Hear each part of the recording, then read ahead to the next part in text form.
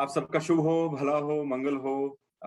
विकास की ओर 8 कदम वर्कशॉप समापन की हो रहे। आज इसका समापन सत्र है। किसी चीज का आगाज भी बहुत सुंदर होना चाहिए और समापन भी। आप देखिए, कोई वर्कशॉप्स होती हैं, बड़े बड़े आयोजन होते हैं, उनका दोनों पक्ष बड़ा मजबूत होता है। Inauguration function and valedictory function. तो यहाँ पर आपके क्वेश्चंस, आपकी वर्चुअल प्रेजेंस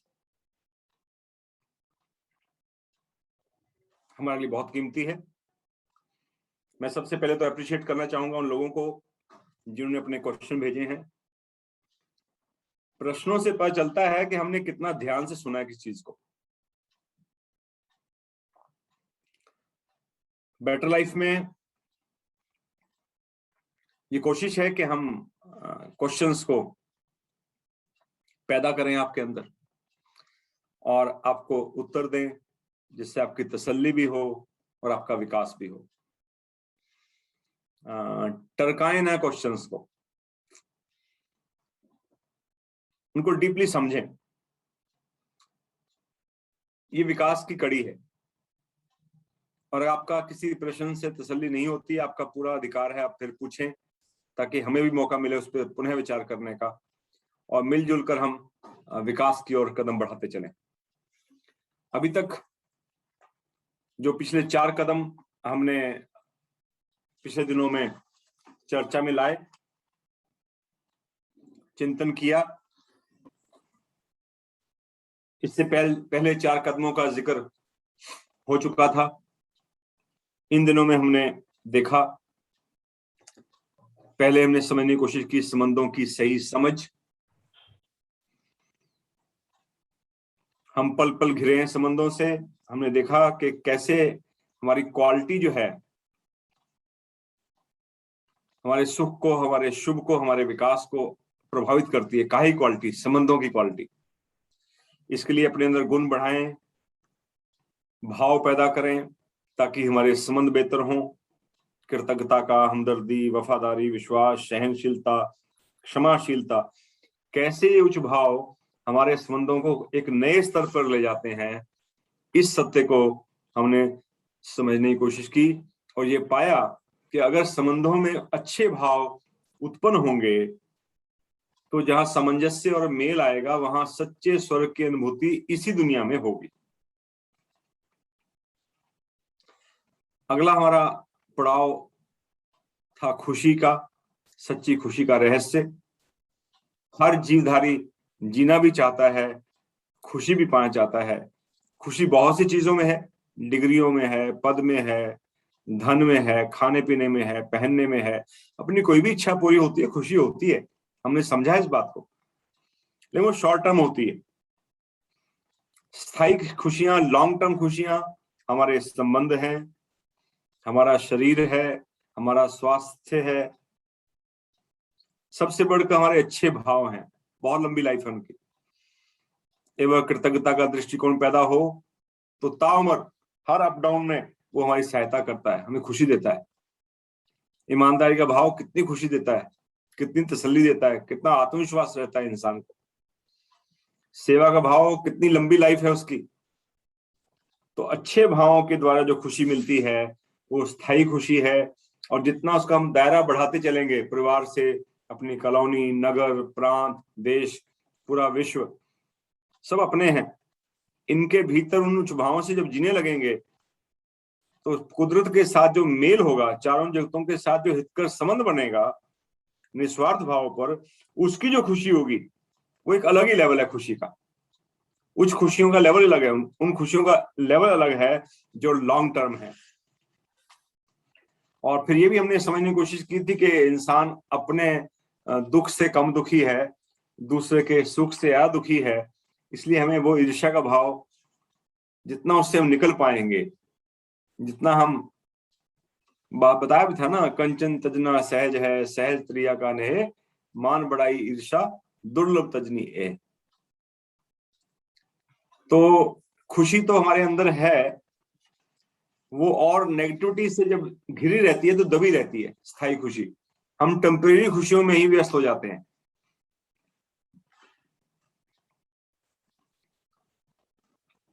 फिर हमने विकास के इस कदम पर चर्चा की कि विकास के पथ में रुकावटें क्या हैं, डिफिकल्टीज क्या हैं, बाधाएं क्या हैं, गड्ढे कहाँ हैं, फिसलता कहाँ है आदमी। तो मैं ठीक हूं, मैं ही ठीक हूं, अपने अहम में जब इंसान रहता है तो इसको 100 सिर वाला राक्षस कहा गया है। अहंकारी न अपने खिलाफ सुन सकता है, ना अपना पूरा विकास कर सकता है। किसी पहलू में बढ़ भी जाए वो आगे तो संपूर्ण विकास, बैलेंस विकास नहीं कर सकता। जब क्लैपिंग्स मिले, एप्रिशिएशन मिले, तो कैसे पांव धरती पे रहें, ये कला सीखनी बहुत जरूरी है, नहीं तो हमारे विकास में रुकावट है। क्रोध की हानियां, क्रोध का नुकसान और विकास में रुकावट, घृणा रुकावट, ईर्ष्या रुकावट, स्वार्थ रुकावट। तो हमारे अंदर बहुत से भूत हैं जो हमारे विकास में रुकावटें डालते हैं। मेरे विकास में डिस्प्लेजर जो है अंदर ही है। तो इस नेगेटिविटी से निकलना बहुत जरूरी है ताकि विकास के कदम हम आगे बढ़ा सकें। और फिर पिछले बार हमने जो समझा वो था अंधेरे से उजाले की ओर, कि वेयर वी आर स्टैंडिंग। हम अंधेरे में, उजाले में। अगर हम अंधेरे में हैं और हमें पता है, ये भी सौभाग्य है। मैक्सिमम लोगों को तो पता ही नहीं है कि अंधेरे में है। जब पता ही नहीं तो टारगेट कैसे बनेगा कि मुझे उजाले की तरफ जाना है, पॉजिटिविटी की तरफ जाना है। और पॉजिटिविटी में भी हमने एक चिंतन किया था कि हम कितने पॉजिटिव हैं, कितने सही हैं। कहीं डिम लाइट को तो उजाला नहीं समझ लिया। कम रोशनी है, 0 वाट का बल्ब जल रहा है,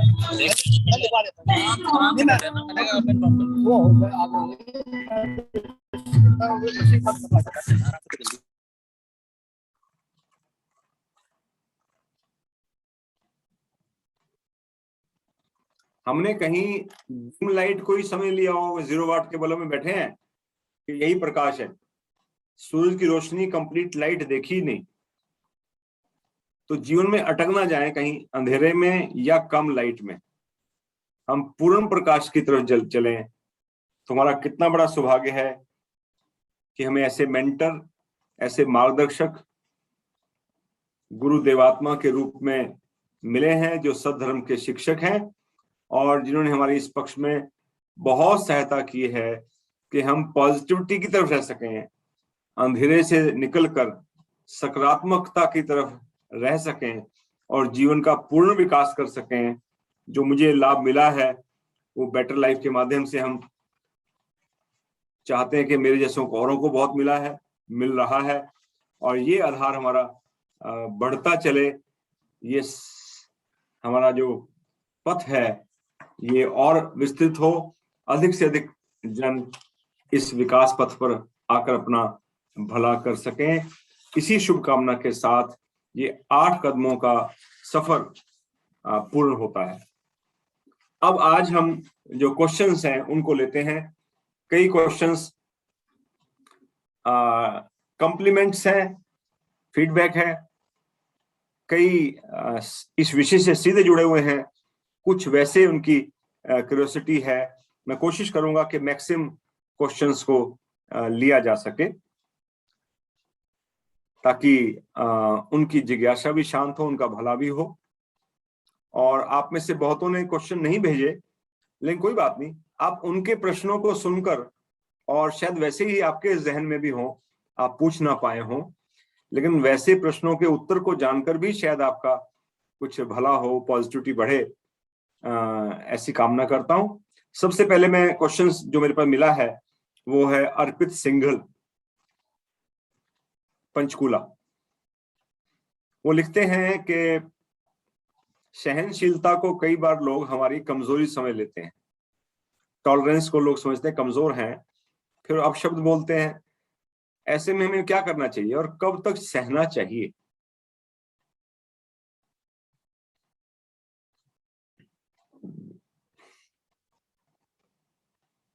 अर्पित जी का क्वेश्चन स्पष्ट हो गया होगा। सहनशीलता को लोग कमजोरी समझते हैं कई बार।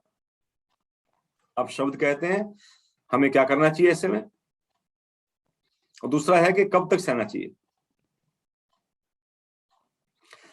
सहनशीलता एक कोहिनूर का हीरा है। ये कमजोरी की निशानी नहीं है। कभी भी कमजोर व्यक्ति सहनशील नहीं हो सकता।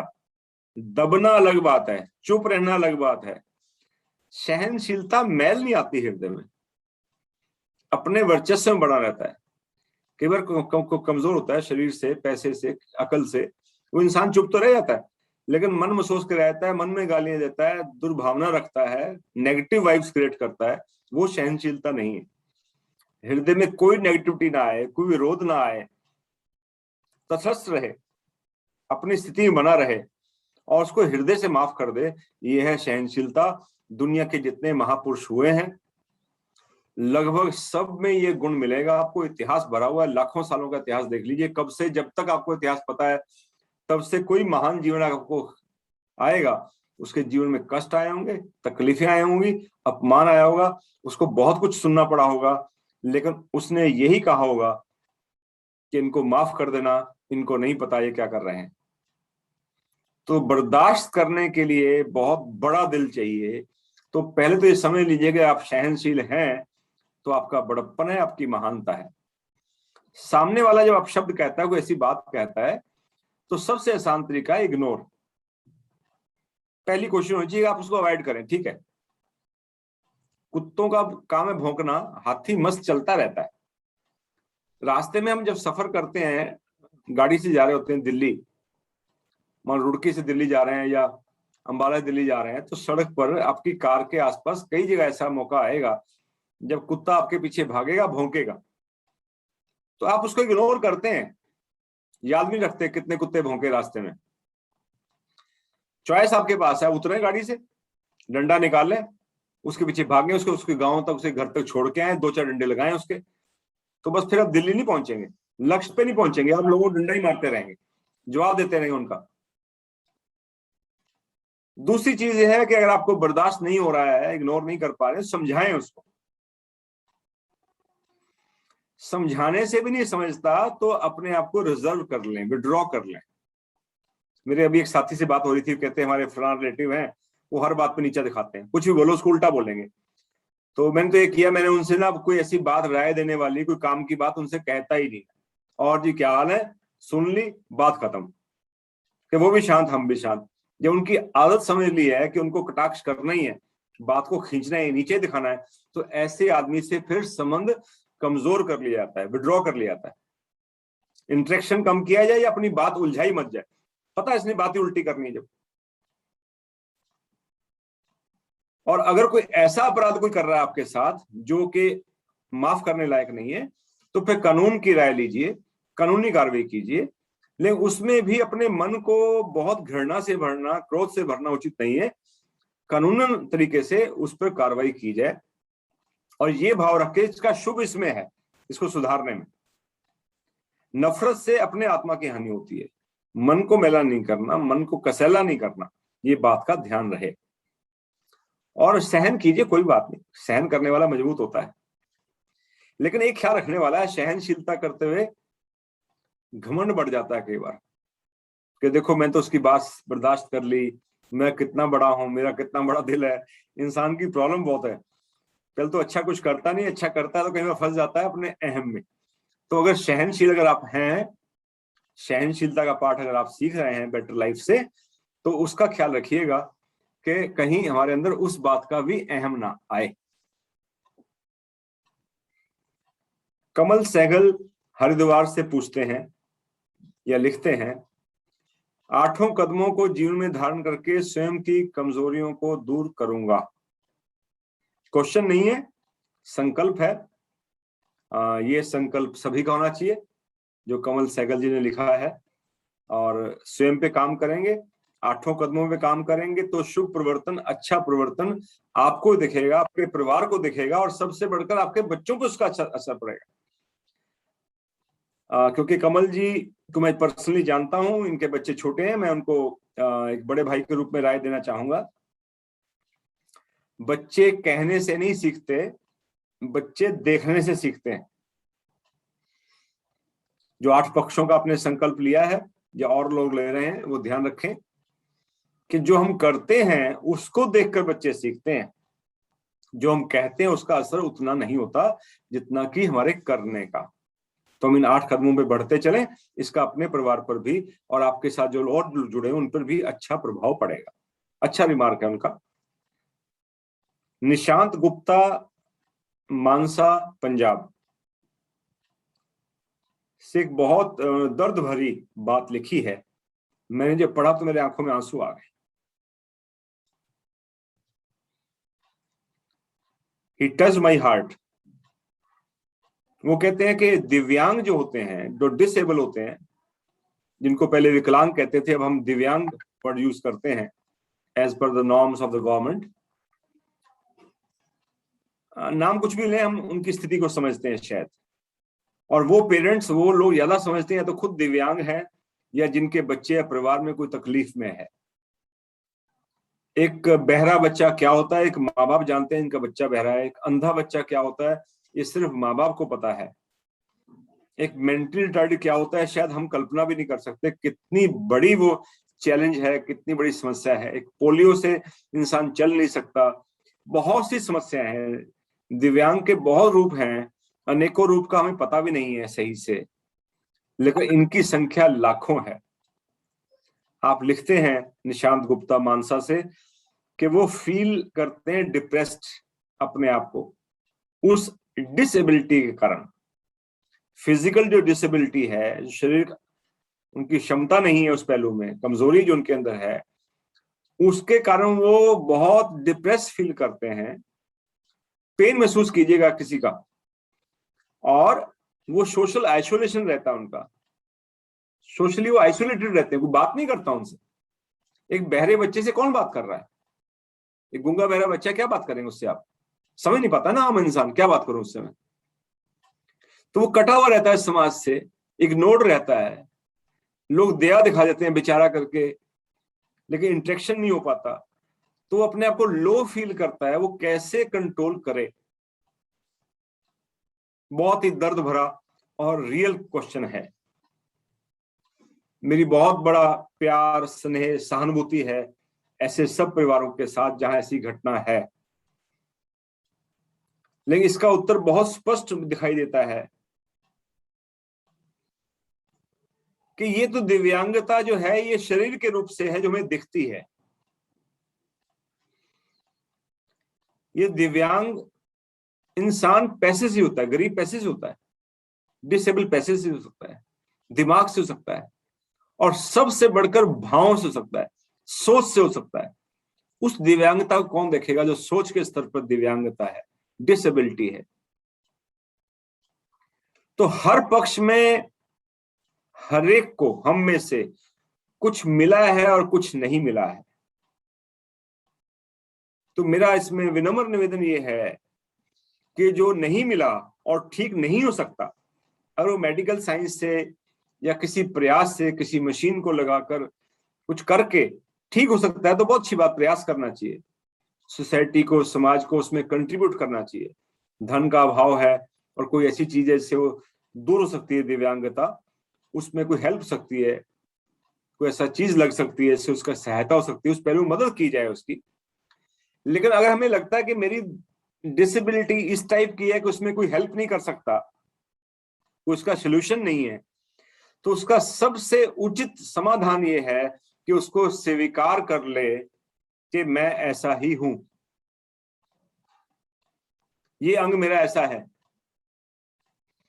अब ये देखें कि मेरे पास और बचा क्या है। मेरी टांग काम नहीं करती, पोलियो है मान लो, तो कान तो काम करते हैं, जबान काम करती है, मैं देख सकता हूं, मैं लिख सकता हूं। मेरे पास बचा क्या है? जो योग्यताएं बची हैं, जो असेट्स बचे हैं, उनका मैं कैसे प्रयोग कर सकता हूं तो लो फीलिंग से निकल पाएंगे। दुनिया में ऐसे हजारों केसेस हैं कि जिनकी बाहें नहीं थी, उन्होंने कितना बड़ा काम दुनिया में करके दिखाया, और वो लो फील करते तो अपना बेस्ट नहीं दे पाते। Helen Keller was a lady, she was deaf, dumb, blind. सोचिए आप, जो ना सुन सकता है, ना बोल सकता है, ना देख सकता है, and that created a landmark. She was one of the top motivators in the world. उनकी ऑटोबायोग्राफी पढ़ने वाली है। तो जो इतना अपंग होते हुए भी इतना कुछ कर सकता है, तो एक आधी बात के कारण अगर हम कुछ कमजोर महसूस कर रहे हैं, बाकी चीजों पर जो ब्लेसिंग्स कुदरत की हैं उनको काउंट करें कि what other things I have, count the assets you have, count the blessings you have, ignore what you don't have. जो नहीं है उस पर फोकस नहीं करें, जो है, जो बचा है, जो स्कोप है, उस पर कितना मैं बिल्डिंग क्रिएट कर सकता हूं, कहां तक मैं अपने आप को उठा सकता हूं, क्या बेस्ट कर सकता हूं, उस पर फोकस करें।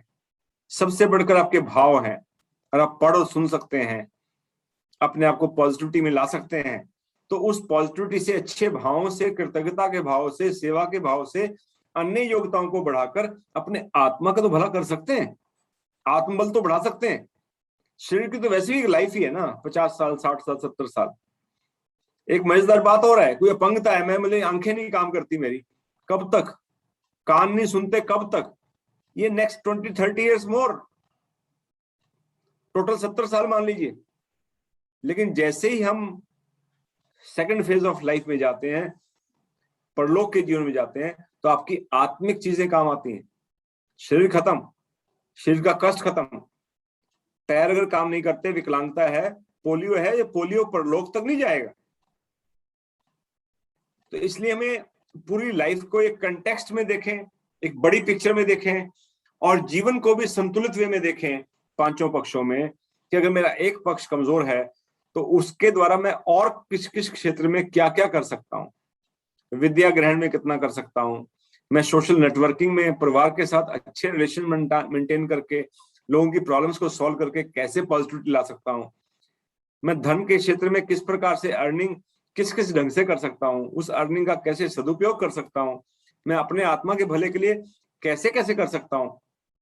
बाबा एमटे का अभी रिसेंट एग्जांपल है, ही वाज बेड रिडन, बिस्तर से उठ नहीं सकते थे, लेकिन उन्होंने इतना परोपकार का कार्य क्षेत्र बढ़ाया है, सिर्फ बिस्तर पर लेटे लेटे।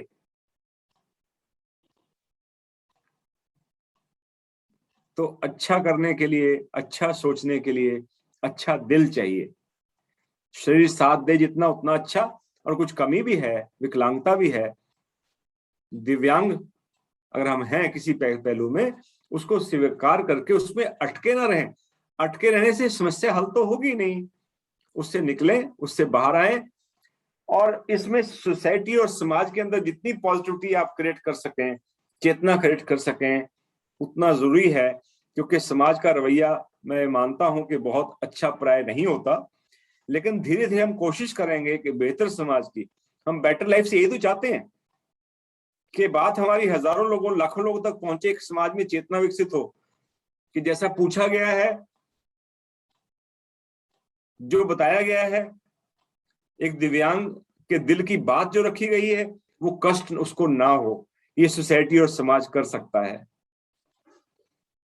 ऐसा ही समाज हम चाहते हैं कि बने, ऐसी दुनिया बने जिसमें हर एक कमजोर, हर एक किसी पहलू में भी जो वीक है, वो अपने आप को इन्फीरियर महसूस ना करे, उसको इन्फीरियर महसूस ना कराया जाए, उसको पॉजिटिविटी दी जाए, ताकि वो भी खुश होकर रह सके। ये हम सबका कर्तव्य है।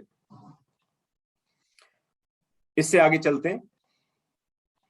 खुशपाल सिंह जी बंगा पंजाब से पूछते लिख रहे हैं, विकास के 8 कदमों को जाना, जीवन में ढालकर ही विकास होगा।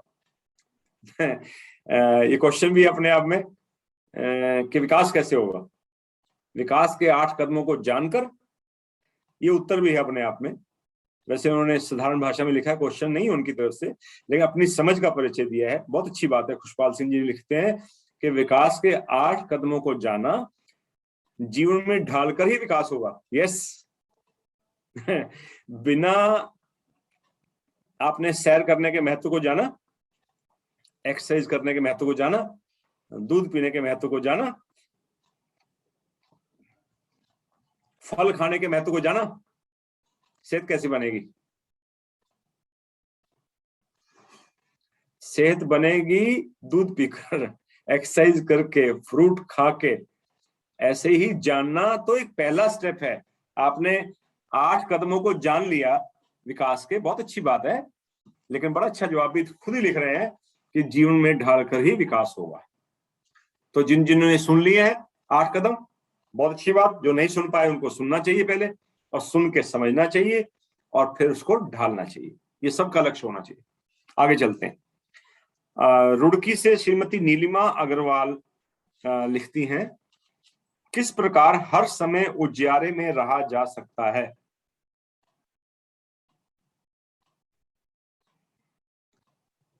कैसे रहे हमेशा लाइट में?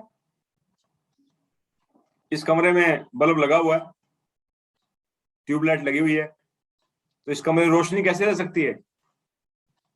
बड़ा सिंपल आंसर है, जहां से बिजली आ रही है उससे जुड़े रहो। बिजली का कनेक्शन कट जाएगा तो अंधेरा हो जाएगा भाई। अपना पेमेंट करते हैं ना मीटर की, हम बिल भरते हैं ना, ताकि मेरा कनेक्शन ना कट जाए, क्यों? हमें इस रोशनी की अहमियत मालूम है। जिस गुरु से, जिस वातावरण से, जिस संस्था से, जिस ऑर्गेनाइजेशन से, जिस व्यक्ति से आपको लाइट मिलती है, लाइट मतलब पॉजिटिविटी, जिससे आपको विकास के 8 कदम मिल रहे हैं, उस सिस्टम से जुड़े रहिए, उस वर्कशॉप से जुड़े रहिए, उस वातावरण से जुड़े रहिए जो आपको पॉजिटिविटी दे सके। आप डिस्कनेक्ट हो जाएंगे और कामों में लग जाएंगे अपने, इसको इग्नोर कर देंगे तो फिर अंधेरा फिर गुम हो जाएगा, फिर अंधेरे में चले जाएंगे। तो रोशनी में बने रहने के लिए रोशनी से जुड़े रहें। दूसरा क्वेश्चन उन्होंने पूछा है, हम जब अंधेरे में होते हैं उस समय अपनी सुध बुध खो बैठते हैं, तो किस प्रकार उस अवस्था से निकला जाए? इसका भी आंसर बहुत सिंपल है। जब हम अंधेरे में होते हैं तो सुध बुध तो इसलिए तो अंधेरे से निकलना है। अंधेरे में सुध बुध रह जाती, अकल ठिकाने रह जाती, व्यवहार ठीक रह जाता, सोच सही रह जाती, तो फिर अंधेरे से उजाले क्यों आने की जरूरत ही कहां थी? तो इसमें इनबिल्ट है, उस अवस्था से निकलने के लिए, सुध बुध से आने के लिए, सुध बुध जो खो गई है लौटाने के लिए क्या करें? रोशनी की अवस्था में आए, पॉजिटिविटी में आए। एंटीबायोटिक कई बार क्या होता है, 2 बार लेना पड़ता है, कई बार 3 बार, फिर धीरे डोज कम हो जाती है 1 बार। तो आप बार बार अंधेरे में घुस जाते हैं, मतलब आपको जल्दी जल्दी खुराक चाहिए। अब हफ्ते में अच्छी बात सुन रहे थे, उस बात को दोहरा लीजिए, 2 बार कर लीजिए, 15-20 मिनट हर रोज सुन लीजिए, अच्छी बात, अच्छी चीज पढ़ लीजिए। तो आपको ज्यादा पॉजिटिविटी चाहिए, कितनी खुराक चाहिए, ये आपको निर्धारित करना पड़ेगा कि आप कितने अंधेरे में हैं। इससे पहले कि अंधेरे में जाएं और सुध बुध खो बैठे हैं, तो जल्दी जल्दी आइए, जल्दी जल्दी जुड़िए। शुभ बेटर लाइफ का आपके पास चैनल उपलब्ध है, उसमें बहुत से वीडियोज उपलब्ध हैं, जल्दी जल्दी सुनिए ताकि आपकी बूस्टर डोज आपको जल्दी जल्दी मिलती रहे। अपनी सेहत का ख्याल रखते हैं ना। एक बड़ी मजेदार बात हो रहा है, सेहत को इतना मजबूत रखो कि छोटा मोटा वायरस आ जाए, छोटा मोटा बुखार आ जाए, हर चीज में बीमार पड़ जाए, हर चीज में लेट जाए इंसान, थोड़ा मौसम चेंज हुआ, छींक आई, पता बेड में पड़ गए। तो अगर स्टेमिना थोड़ा रहेगा, सेहत सही रहेगी, तो छोटे मोटे झटके बर्दाश्त कर जाता है इंसान। तो ऐसे ही अगर हमारा आत्मबल बिल्कुल किनारे पे लगा होगा, लटका हुआ, अटका हुआ, तो थोड़ी सी अंधेरा हुआ, थोड़ी सी घर का माहौल नेगेटिव हुआ, किसी ने कोई वैसी बात कही, हम सुध बुध खो बैठे। तुम्हारा आत्मबल सेहत की तरह ही इम्यूनिटी इतनी स्ट्रांग होनी चाहिए कि छोटी मोटी बात का तो असर ही ना हमारे ऊपर, ऐसे ना फिसल जाए हम।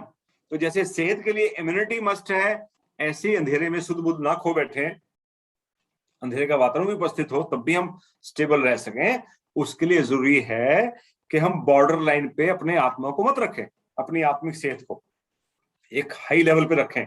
सेहत यहां रहेगी ना तो छोटी मोटी चीजें इफेक्ट करके बीमार नहीं कर सकती, कमजोर तो कर सकते हैं कि हाँ आज डाउन है, लेकिन बिस्तर पर नहीं लेटेंगे। ऐसे ही अगर आत्मिक लेवल एक लेवल पर मेंटेन होगा तो ठीक है, छोटी मोटी बातों का असर तो पड़ेगा, लेकिन सुध बुध नहीं खोएंगे। तो आत्मा का लेवल एक स्टैंडर्ड तक लेकर जाएं उठाकर, जिसमें सुध बुध हम ना खोएं। एक और प्रश्न नीलिमा अग्रवाल जी ने पूछा है, संबंधों में सहजता कैसे हो? लाइफ बहुत सिंपल है, हमने कॉम्प्लेक्स की हुई है। Life is very simple. बड़ी अच्छी बात किसी ने कही थी ना, it is simple to be happy but difficult to be simple. बहुत सहज है जीवन, लेकिन सहज होना मुश्किल है। तो संबंधों में सहजता पॉजिटिव भावों से आती है, उच्च भावों से आती है। उच्च भाव पैदा करने के लिए पूरी प्लानिंग है, पूरा डिस्कोर्स है, पूरी वर्कशॉप्स हैं। और इसमें एक वर्कशॉप आपकी बहुत मदद कर सकती है, कभी मौका लगे उसको अटेंड कीजिए। अर्थपूर्ण संबंध कैसे जिए, अर्थपूर्ण संबंध कैसे जिए workshop will help you for your answer कि संबंधों में सहज कैसे रहें। श्रीमती अंजलि अग्रवाल नोएडा उत्तर प्रदेश से लिखती हैं, जिंदगी में सामंजस्य कैसे करें, कठिन लगता है। बैलेंस कैसे लाएं जीवन में, थोड़ा मुश्किल लगता है। हाँ अंजलि जी, इसमें मेरा कहना यह है कि balancing is an art and science as well. कुछ नेचुरल होता है, भाव मिलते हैं, भाव शक्तियां मिलती हैं, उसके द्वारा बैलेंसिंग आती है। कई लोगों का बैलेंस होता है शुरू से, सेवा की तरफ भी ध्यान, सेहत की तरफ भी, परिवार की तरफ भी, थोड़ा कमाते भी, एक हेल्दी बैलेंस मेंटेन करते हैं। और कईयों को वो साइंस के द्वारा, जो बेटर लाइफ के द्वारा हम देने की कोशिश कर रहे हैं, सीखना पड़ता है। तो जो आपको मिला है वो बहुत अच्छा, लेकिन जो उसका दूसरा पक्ष है जो कवर हो सकता है, बैलेंसिंग सिखाने वाला पक्ष जहां तक है, वो बेटर लाइफ काम कर रहा है। जुड़े रहेंगे, जितना ज्यादा जुड़े रहेंगे उतना आसानी से बैलेंसिंग हो जाएगी ना। ये इतना मुश्किल है, आसान भी है, लेकिन थोड़ा प्रैक्टिस से ही होता है। रेगुलरिटी के साथ हम उस डोज को ग्रहण करते चले तो बैलेंसिंग दिखेगी कि मुझे अब ये करना है, अब इस पे फोकस करना है। ये बैलेंस जो है, ये गाइडलाइन है, लाइट है, जितना उजाले में रहेंगे बैलेंसिंग उसका एक आउटकम है। जब आप अंधेरे से उजाले की तरफ बढ़ेंगे तो उजाले में बैलेंस दिखता है। आपके पांव कब डगमगाते हैं, गिरने का खतरा कब होता है सीढ़ियों पे, जब अंधेरा होता है। आपका लाइट कर लीजिए, गिरेंगे नहीं, तो बैलेंस मेंटेन होता है टांगों का दोनों का।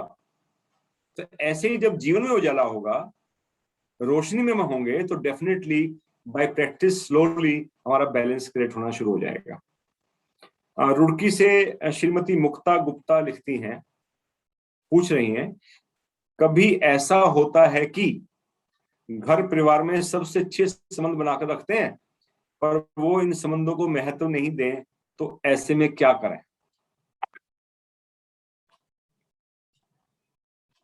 क्या करें? अपनी तरफ से हमने संबंध अच्छे बनाए, अपना व्यवहार अच्छा किया, लेकिन दूसरा हमारे संबंध को महत्व नहीं दे रहा, क्या करें? आपका अपना व्यवहार आपके हाथ में है, दूसरे के व्यवहार आपके हाथ में नहीं है। देखिए, जब हम खुद पॉजिटिव हो जाते हैं, अपना व्यवहार सही करते हैं, तो 50% समस्या हल हो जाती है।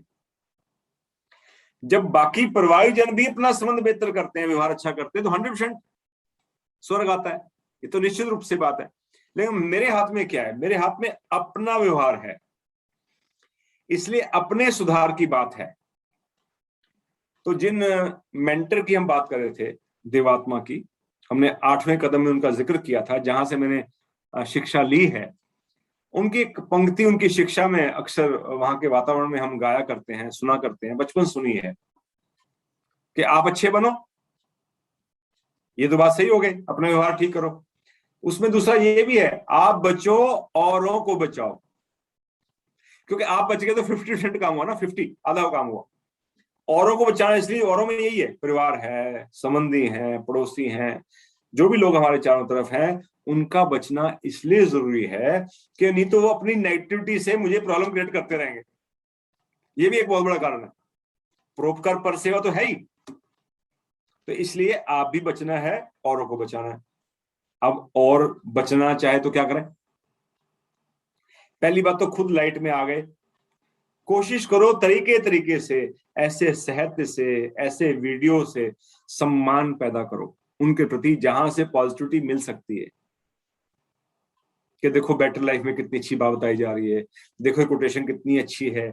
अच्छी चीजें देने की कोशिश करो ताकि उनके अंदर भी टेस्ट डेवलप हो और वो उस सच्चाई की तरफ, उस भलाई की तरफ, औरे की तरफ, उस रोशनी की तरफ आ सकें। इसमें आपका खुद का एग्जाम्पल बहुत प्रभावित करता है सारे माहौल को।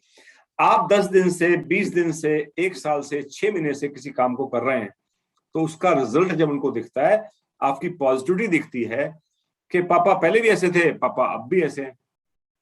बेटी पे असर तब पड़ेगा जब वो कहेगी पापा मम्मी कुछ चेंज हो गया आपके व्यवहार में। पहले आपको गुस्सा आता था, अब गुस्सा क्यों नहीं आता? पहले आप चिढ़ते रहते थे, अब चिढ़ते क्यों नहीं हो? पहले आलसी थे, अब आलसी क्यों नहीं हो? पहले आप किसी के भले के लिए ऐसी बातें नहीं करते थे, मंगल कामना नहीं करते थे, अब आप मंगल कामना क्यों करते हो? तो अगर आपके अंदर ही परिवर्तन कोई नहीं आया, आपने भी वीडियो के आगे बैठ गए, कैमरा खोल लिया, शुभ शुभ कर लिया, शुभ वही बंद कर दिया बेटर लाइफ वही खत्म। तो आपका जीवन ही बेटर नहीं हुआ जब, तो वो कहेगा कि तुम ही पढ़ लो बस, ऐसी पढ़ाई तो भाई। जब चेहरे पे खाने से रौनक आएगी कि मैं जूस पीता हूं अनार का, मेरा रंग थोड़ा लाल हो जाएगा, दूसरा कहेगा नहीं जी ऐसी लाली कहां से आ गई, कल तो पीला फेस था, कल दुखी रहते थे, अब खुश कैसे रहने लगे? तो आप बताएंगे मैं ऐसे खुश रहने लगा। तो इतनी पॉजिटिविटी लाओ अपने जीवन में कि दूसरा मजबूर हो जाए पूछने के लिए कि आपने सीखा कहां से, ये चेंज आपके अंदर कहां से आया? तो निश्चित रूप से उसका भला होगा अपने सेल्फ एग्जाम्पल से। तो एफर्ट करें अपने अंदर पॉजिटिविटी लाने का कि दूसरे पे इंपैक्ट क्रिएट हो।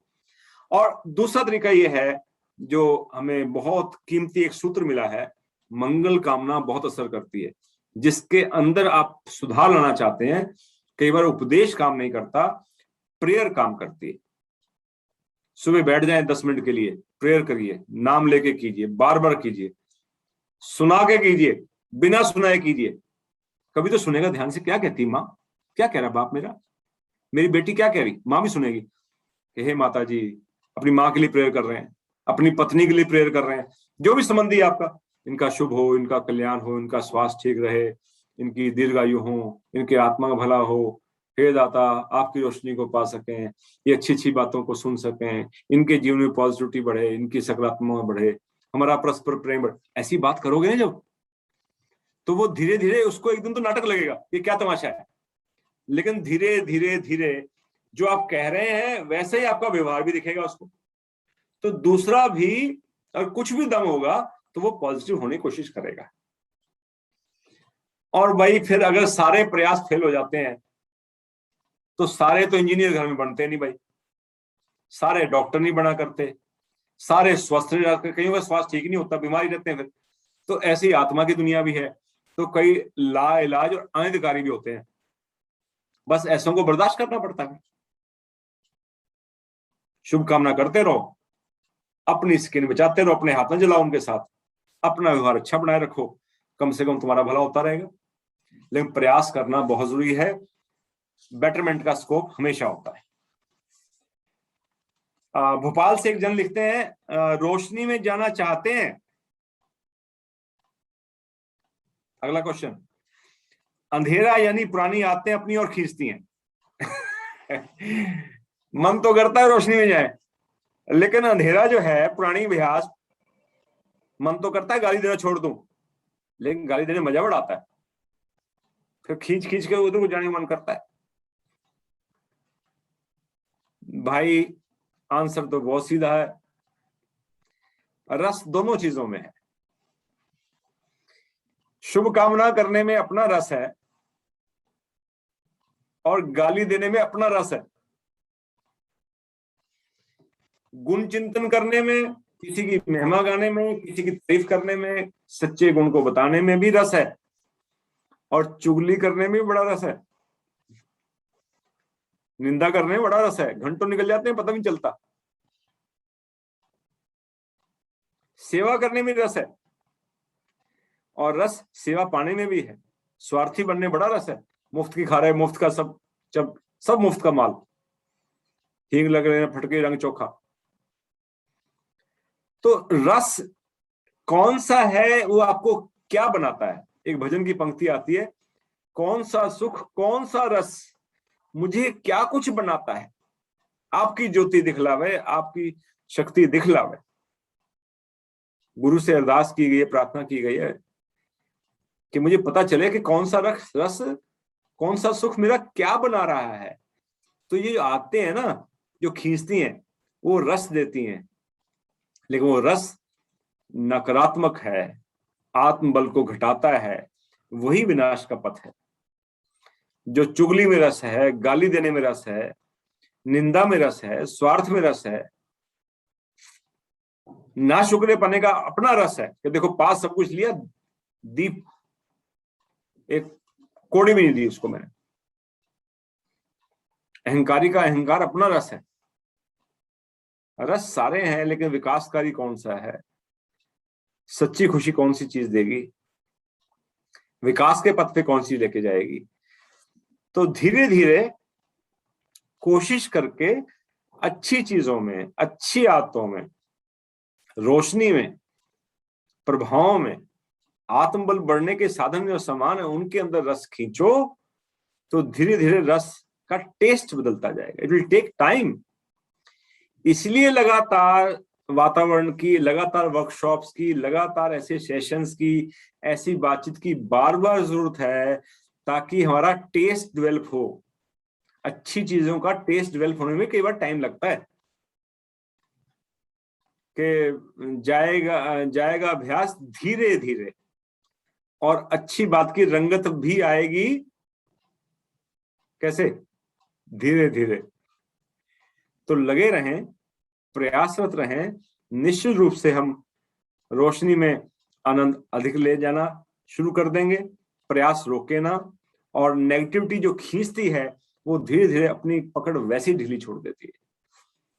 देखिए, कहते हैं ना कि इंसान के दो कंधों पर एक फरिश्ता और एक शैतान सवार रहते हैं, दोनों तरफ।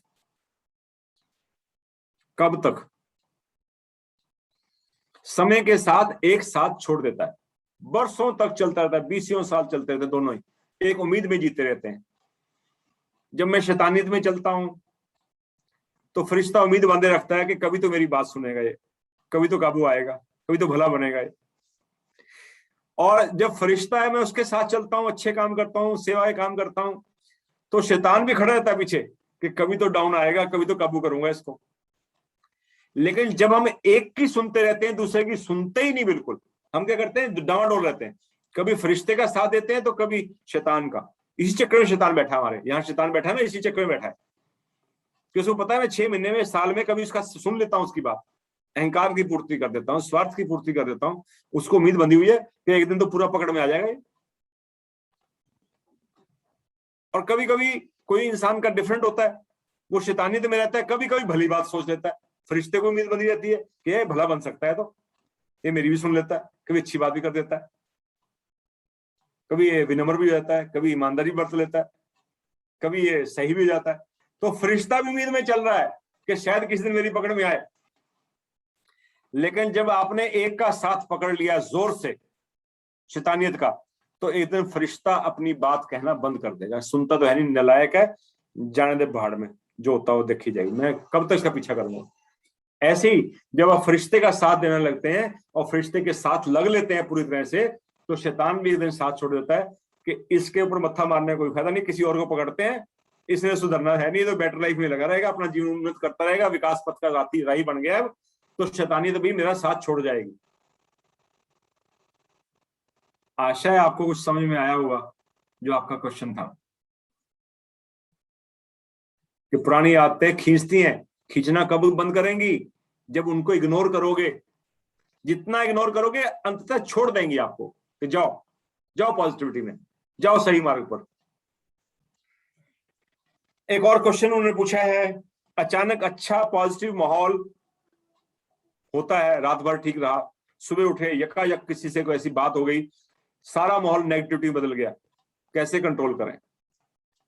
सब सही चल रहा है, कोई ऐसा इंसिडेंस हो जाता है, ऐसी बात हो जाती है, एकदम नकारात्मकता खड़ी हो जाती है, क्या करें? How to handle? बहुत आसान है। क्वेश्चंस बड़े बड़े लग रहे हैं, लेकिन आंसर तो बहुत अच्छे अच्छे हैं उनके, बहुत सिंपल है। भाई कैसे हो सकता है घर में